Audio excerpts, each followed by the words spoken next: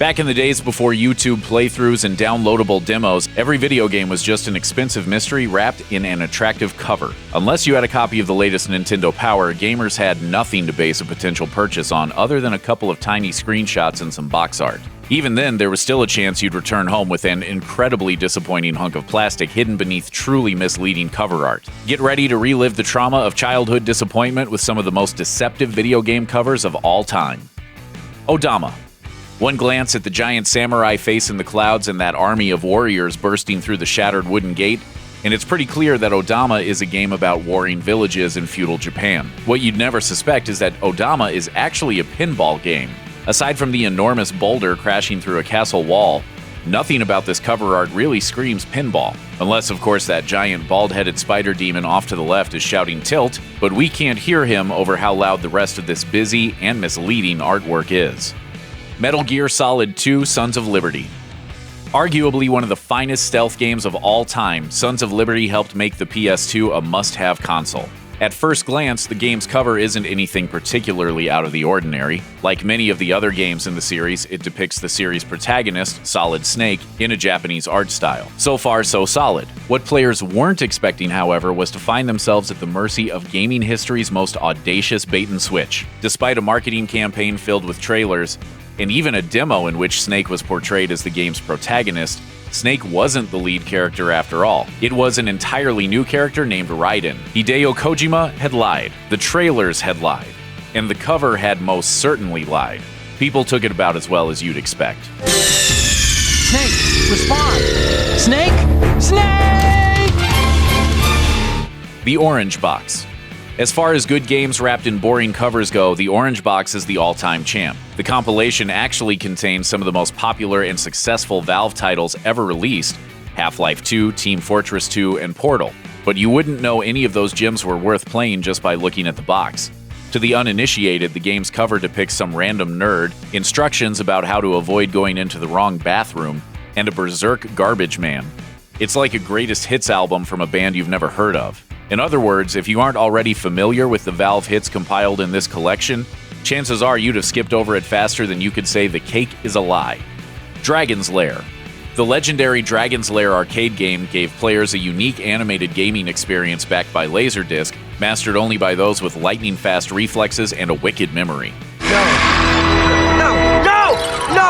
I hate this overpriced son of a piece of shit. By all accounts, Dragon's Lair was the darling of the arcade scene in 1983 and for many years beyond. When the Nintendo Entertainment System version came out in 1990 using the same cover art as the beautiful arcade version, one would naturally expect a similar experience. Unfortunately, the port of the game was abysmal, with absolutely none of the animated sequences or gameplay that made the original great. It was virtually an altogether different game, and console gamers had no warning that they were getting an unremarkable side-scroller that couldn't even touch an Intellivision game on its worst day. More like Dragon's Lair, if you ask us. Adventure. Adventure is the very first action-adventure console game, if you can call it that. It also contains gaming's first hidden Easter egg, so there are some very good reasons to remember it. On the other hand, it's only about one step above Pong in terms of visuals. Adventure's box art depicts a psychedelic dragon twisting through a hedge maze while dwarven adventurers approach from a castle in the background. But in the actual game, your hero is a giant square pixel stuck in a maze of bland nothingness, running from dragons that look like pregnant seahorses. Charming? Sure. Impressive for its time? Maybe. What we thought we were in store for? Not a chance. Ballz. The cover of Ballz tells us nothing, except that it includes 3D fighting at its ballsiest, which isn't even a real word. Fighting, however, was an incredibly hot genre in the mid-90s, so publisher Accolade ran with it. Well, from the weird, suggestive theme music, Oi! Oi! To the near total lack of 3D graphics, Ballz is only barely a game, let alone a fighting game. Each fighter is composed of a series of colored spheres and they fight on a slightly 3D plane, but that's about it. It's not so much that the cover is misleading, because it leads nowhere, but it's the fact that someone would try to pass off this pile of wet trash as a game that's truly ballsy. Pirates of the Caribbean.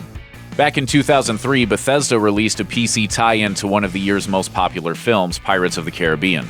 The cover was basically what you'd expect from a Pirates game, the movie's logo and title splayed over an image of pirates raiding and pillaging, which could easily have come from a screenshot of one of the film's many action scenes. But that's ultimately where any resemblance to the franchise ends. Pirates of the Caribbean didn't start off as a Pirates of the Caribbean game. It was actually a sequel to the 2000 RPG Sea Dogs, repackaged and repurposed as a tie-in to boost sales. Save for a brief appearance by a ship called the Black Pearl, there was nothing within the game to actually connect it with its silver screen sibling. Amnesia: The Dark Descent. Take one quick glance at the original US cover to Amnesia: The Dark Descent, and we wouldn't blame you for thinking it's a comedy game. A man holds up a lantern as Donald Duck, injected with Resident Evil's T-Virus, leaps out at him. It's not exactly terrifying. In fact, it's chuckle-inducing at best and cringeworthy at worst.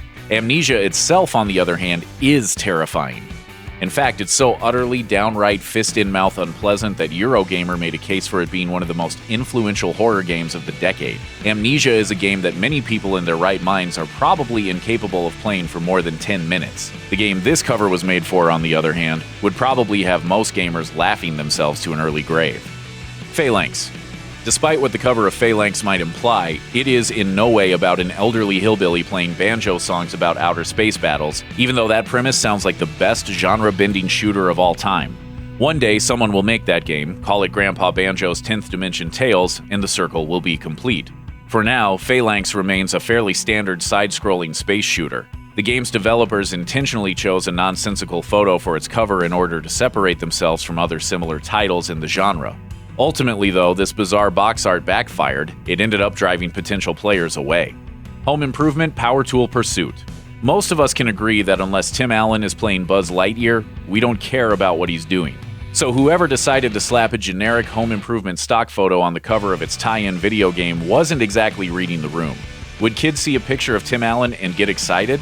No, but it's staggering to think that was a real thought in someone's head. Turns out that Power Tool Pursuit involves Tim Taylor fighting dinosaurs and robots with a nail gun, which is actually pretty amazing.